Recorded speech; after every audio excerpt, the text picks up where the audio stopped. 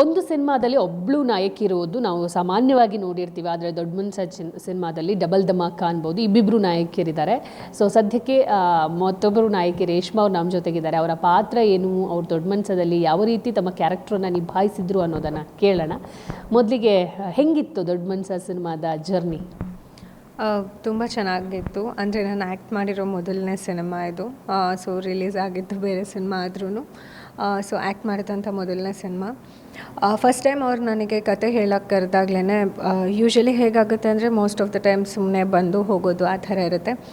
But ಆ ಥರ ಇಲ್ದೇ ಅಂದರೆ through out the story, through out the ಒಂದು ಬೇಸಿಕ್ ಕ್ಯಾರೆಕ್ಟರ್ ಆರ್ಕ್ ಅಂತ ಏನು ಕರಿತೀವಿ. ಸೊ ಈ ಕ್ಯಾರೆಕ್ಟರಿಗೆ ಪ್ರತಿಯೊಂದು ಇತ್ತು. ಸ್ನೇಹ ಅಂತ ಕ್ಯಾರೆಕ್ಟರ್. ಸೊ 80% ಜಾಸ್ತಿ ಸ್ಕ್ರೀನ್ ಪ್ರೆಸೆನ್ಸ್ ಇರೋವಂಥ ಕ್ಯಾರೆಕ್ಟರ್ ಬಿಗಿನಿಂಗಲ್ಲೇ ಸಿಕ್ಕಿದ್ದು. I think I am very lucky. I feel lucky for that. ದೊಡ್ಡ ಮನ್ಸ ಇಷ್ಟಪಟ್ಟಿದ್ದು ಸ್ವಾತಿನ ಅಥವಾ ಇಲ್ಲ, ಅದು ಸಿನಿಮಾ ನೋಡಿದಾಗಲೇ ಹೇಳಬೇಕು. ಸೊ ನಿಮ್ಮ ಪಾತ್ರನ ಹೆಂಗೆ ಸೆಲೆಕ್ಟ್ ಮಾಡಿದ್ರು? ಯಾವ ರೀತಿನ? ಫಸ್ಟ್ ಸಿನಿಮಾ ಅಂದರೆ ಆಡಿಷನ್ಸ್ ಹೋಗಿದ್ರಾ? ಹೆಂಗಿತ್ತು ಸ್ಟಾರ್ಟಿಂಗ್? ಇಲ್ಲ, ಆ್ಯಕ್ಚುಲಿ ಅಂದರೆ ನಾನು I am a writer and a director. So ನಾನು ಆವಾಗ ನನ್ನ ಸಿನಿಮಾದು ಸ್ವಲ್ಪ ವರ್ಕ್ ಇತ್ತು ಸ್ಟುಡಿಯೋದಲ್ಲಿ. ಸೊ ಅಲ್ಲಿ ಹೋಗಿದಾಗ ಅಲ್ಲಿ ಅಲೆಕ್ಸ್ ಅಂತ ಈ ಸಿನಿಮಾಗೆ ಆರ್ ಮಾಡಿರೋರು, ಅವ್ರು ನಂಗೆ ಒಂದು ಕೆಲಸ ಮಾಡಿದರು. ಸೊ ಅಲ್ಲಿ ಹೋದಾಗ ಅಲ್ಲಿ ಶರತ್ ಸರ್ ನೋಡಿ ಬನ್ನಿ ಆಫೀಸಿಗೆ ಅಂತ ಆಫೀಸಿಗೆ ಕರೆದು ಅಲ್ಲಿ ಮಾತುಕತೆ ಆಡಿ ಆಮೇಲೆ ಸಿಕ್ಕಿದ್ದು ಸಿನಿಮಾ. ಬರವಣಿಗೆಯಿಂದ ಆ್ಯಕ್ಟಿಂಗ್ ಕಡೆ ಒಲವು ಹೇಗೆ? ಅಂದರೆ ನಾನು ಇಂಡಸ್ಟ್ರಿಗೆ ಬಂದಿದ್ದು ಡಿರೆಕ್ಟರ್ ಆ್ಯಂಡ್ ರೈಟರ್ ಆಗಬೇಕು ಅಂತಲೇ. ಸೊ ಆವಾಗ ನಾನು ಮುಂಚೆ ಅಸೋಸಿಯೇಟಾಗಿ ಮಾಡ್ತಿದ್ದೆ. ಆವಾಗ ಒಬ್ಬರು ನೋಡಿ ಚೆನ್ನಾಗಿದ್ದಾರಲ್ಲ ನೀವು. ಆ್ಯಕ್ಚುಲಿ ಆವತ್ತು ಹೀರೋಯಿನ್ ಬರಬೇಕಿತ್ತು, ಅವರು ಕಾರಣಾಂತರಗಳಿಂದ ಬರೋಕ್ಕಾಗಲಿಲ್ಲ. That was a very short series ಥರದ್ದು. ಸೊ ಆವಾಗ ಸರಿ ನೀವೇ ಮಾಡ್ತೀರಾ ಹೋಗಲಿ ಅಂತ ಅಂದರು. ಹಾಂ ಸರಿ ಅಂತ ಹೇಳಿ ಅಲ್ಲಿಂದ ಸ್ವಲ್ಪ ಚಾನ್ಸಸ್ ಸಿಗೋಕ್ಕೆ ಸ್ಟಾರ್ಟ್ ಆಯಿತು. ಓಕೆ, ಸದ್ಯಕ್ಕೆ ಎಷ್ಟು ಬ್ಯುಸಿ ಆಗಿದ್ದೀರಾ ಸಿನಿಮಾಗಳು? ಇಲ್ಲಾಂದರೆ ನಾನು ಡೈರೆಕ್ಟ್ ಮಾಡಿರೋ ಮೂವಿ ರಿಲೀಸಿಗಿದೆ. ಸೊ ಅದರದ್ದು ಪೋಸ್ಟ್ ಪ್ರೊಡಕ್ಷನ್ ಹಂತದಲ್ಲಿದೆ. ಸೊ ಈ ಸಿನಿಮಾ ರಿಲೀಸ್ ಆಗಿದೆ. ನಂದು ಒಂದು ತಮಿಳ್ ಸಿನಿಮಾ ಮನು ಅಂತ, ಅದು ರಿಲೀಸಿಗಿದೆ. ಅದು ಬಿಟ್ಟರೆ ನಾನು ಮುಂಚೆ ಮಾಡಿದಂಥ ಲವ್ ಯು ಮುದ್ದು ಅಂತ ಸಿನಿಮಾ, ಅದು ಅಮೆಝಾನ್ ಪ್ರೈಮಿಗೆ ಬಂದಿದೆ. ಸೊ ಅಲ್ಲೂ ಸ್ವಲ್ಪ ನಡೀತಾ ಇದೆ. So it's nice. ಹೇಗಿತ್ತು ಎಕ್ಸ್ಪೀರಿಯನ್ಸ್? ಓವರಾಲ್ ಜರ್ನಿ ಹೇಗಿತ್ತು ದೊಡ್ಡ ಮನ್ಸದಲ್ಲಿ?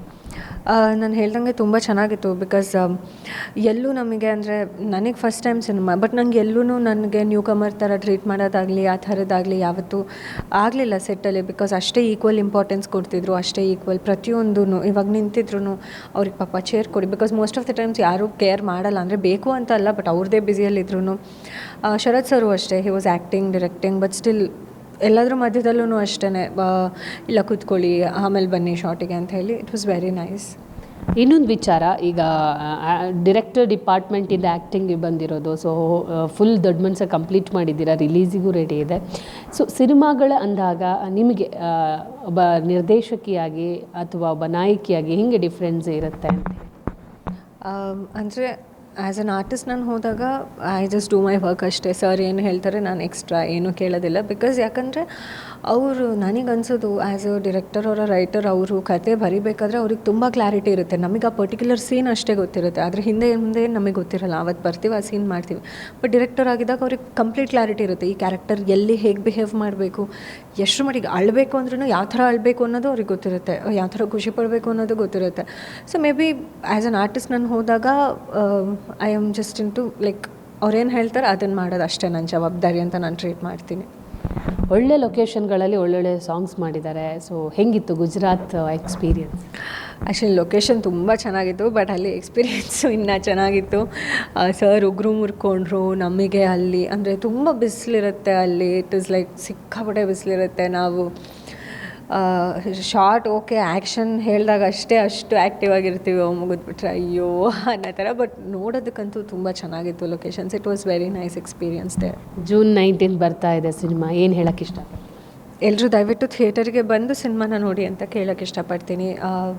ನಾಳೆ ದಿನ ಅಲ್ಲಿ ನೋಡ್ಬೋದು ಇಲ್ಲಿ ನೋಡ್ಬೋದು ಅಂತ ಅಂದ್ಕೊಂಬಿಡಿ. ಟಿವಿಗೆ ಬರುತ್ತೆ, OTTಗೆ ಬರುತ್ತೆ, ಅವಾಗ ನೋಡ್ಕೊಳ್ಳೋಣ. ಇಲ್ಲ ಜನಗಳು ಏನು ಹೇಳ್ತಾರೆ ಕೇಳೋದನ್ನ ನೋಡೋಣ ಅಂದ್ಕೊಂಬಿಡಿ. ಬಿಕಾಸ್ ಚೆನ್ನಾಗಿದೆ ಚೆನ್ನಾಗಿಲ್ಲ ಅಂತ ಹೇಳೋದಕ್ಕಾದರೂ ಸಿನಿಮಾ ಬಂದು ನೋಡಿ. ನೋಡಿದ ಮೇಲೆ ಹೇಳ್ಬೋದು ಹೇಗೆ ಅನಿಸುತ್ತೆ ಅಂತ. ಸೊ ಅದಕ್ಕಾದರೂ ಸಿನಿಮಾ ನೋಡಿ ಥಿಯೇಟರಿಗೆ ಬಂದು. Thank you. ನೋಡಿದ್ರಲ್ಲ, ಇದು ಚಿತ್ರದ ನಾಯಕಿ ರೇಷ್ಮಾ ಅವರ ಮಾತು. ಕ್ಯಾಮ್ರಾ ಪರ್ಸನ್ ಜಯನ್ ಜೊತೆ ದೀಪಿಕಾ ಪವರ್, TV ಬೆಂಗಳೂರು.